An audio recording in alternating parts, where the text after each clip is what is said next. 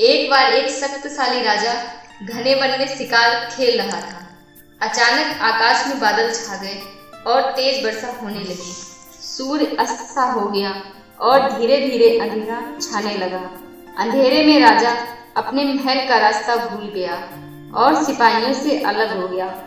भूख प्यास और थकावट से व्याकुल राजा जंगल के किनारे एक टीले पर बैठ गया। थोड़ी देर बाद उसने वहां 3 बालकों को देखा। तीनों बालक बहुत अच्छे मित्र थे। वे गांव की ओर जा रहे थे। सुनो बच्चों, जरा यहाँ आओ, राजा ने उन्हें बुलाया। बालक जब वहां पहुंचे तो राजा ने पूछा, क्या कहीं से थोड़ा भोजन और जल मिलेगा? मैं बहुत प्यासा हूँ और भूखा भी हूँ। बालकों ने उत्तर दिया, अवश्य, हम घर जाकर अभी कुछ लेके आते हैं। वे गांव की ओर भागे और तुरंत जल और भोजन लेके आए। राजा बच्चों के उत्साह और प्रेम को देखकर बहुत प्रसन्न हुआ। राजा बोला, प्यारे बच्चों, तुम लोग जीवन में क्या करना चाहते हो? मैं तुम सबकी सहायता करना चाहता हूँ। कुछ देर सोचने के बाद एक बालक बोला, मुझे धन चाहिए। मैंने कभी 2 समय की रोटी नहीं खाई है, कभी सुंदर वस्त्र नहीं पहने हैं, इसलिए मुझे केवल धन चाहिए। राजा मुस्कुराकर बोले, ठीक है, मैं तुम्हें इतना धन दूंगा कि जीवन भर सुखी रहोगे। यह शब्द सुनते ही बालकों की खुशी का ठिकाना न रहा। दूसरे बालक ने बड़े उत्साह से पूछा, क्या आप मुझे एक बड़ा सा बंगला और घोड़ा गाड़ी देंगे? राजा ने कहा, अगर तुम्हें यही चाहिए तो तुम्हारी भी इच्छा पूरी हो जाएगी।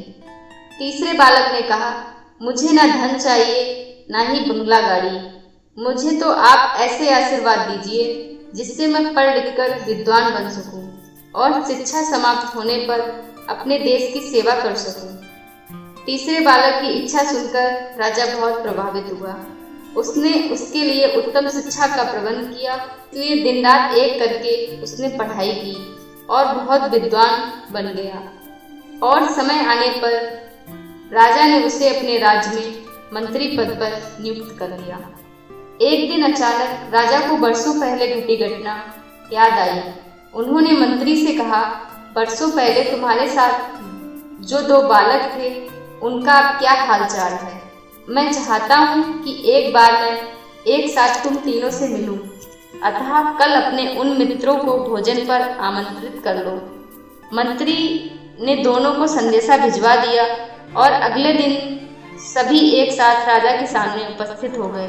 आज तुम तीनों को एक बार फिर साथ देखकर मैं बहुत प्रसन्न हूँ। इसके बारे में तो मैं जानता हूँ, पर तुम दोनों अपने बारे में बताओ। राजा ने मंत्री के कंधे पर हाथ रखते हुए कहा।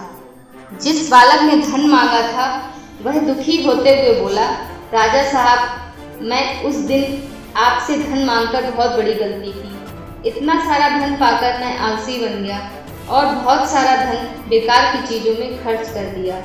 मेरा बहुत सा धन चोरी हो गया और कुछ 1 वर्षों में मैं वापस उसी स्थिति में पहुंच गया जिसमें आपने मुझे देखा था। बंगला गाड़ी मांगने वाला बालक भी अपना रोना रोने लगा।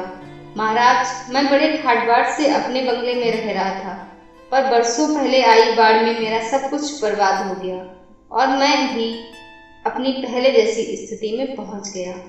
उनकी बातें सुनने के बाद राजा बोले, अब इस बात को अच्छी तरह गांठ बांध लो।